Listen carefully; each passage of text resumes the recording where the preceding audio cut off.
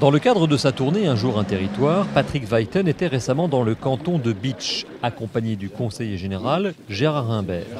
Le président du conseil général de la Moselle a démarré sa visite à Schorbach par le centre d'art, réalisé et financé par des mécènes privés, grands amateurs d'art. Ils ont souhaité partager leur passion en accueillant des artistes en résidence et en proposant des expositions. Le lieu devrait accueillir 20 000 personnes par an. On a tout ce qu'il faut sur le plan touristique, sauf l'hébergement. Ça manque, puisqu'on n'est pas capable d'accueillir un bus entier, c'est impossible. On a toutes les infrastructures touristiques, ça se construit très bien. Au point de vue économique, on essaye de se développer.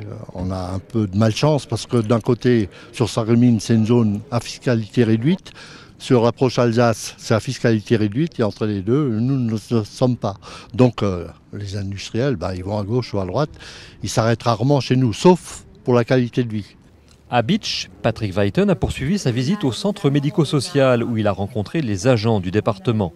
Assistantes sociales, puéricultrices et personnel administratif pour faire le point sur la situation dans le canton. En 2012, 1121 personnes ont été accueillies ici et 204 visites à domicile effectuées. Le centre médico-social gère également les fonds de solidarité logement ainsi que le RSA. À quelques kilomètres de là, le président du département a visité l'une des pépites du canton, voire de toute la Moselle, la manufacture de Saint-Louis-les-Bitches et son musée du cristal. 310 salariés perpétuent une tradition ancestrale qui remonte au XVIIIe siècle. Ouvert en 2007, au cœur même de la manufacture, le musée du cristal est d'une conception originale. Une vaste étagère de 953 mètres de long où sont présentés 2000 objets s'enroule autour des vestiges d'un ancien four à peau. Compte tenu de la proximité du centre international Verrier à Meisenthal et de la manufacture Lalique en Alsace, le Conseil général de la Moselle réfléchit à la réalisation d'une route des arts du feu. Tous les défis, c'est de garder notre âme, c'est-à-dire rester des artisans. De retour à Bitche, Patrick Weyten s'est déplacé à l'école de musique du pays de Bitche qui fête cette année son 30e anniversaire. L'école compte 88 élèves, 7 professeurs qui enseignent dans 14 disciplines. L'école de musique du pays de Bitche participe au projet départemental autour de Georges Brassens avec 2 concerts en juin à Malbrouck, l'autre à Bitche.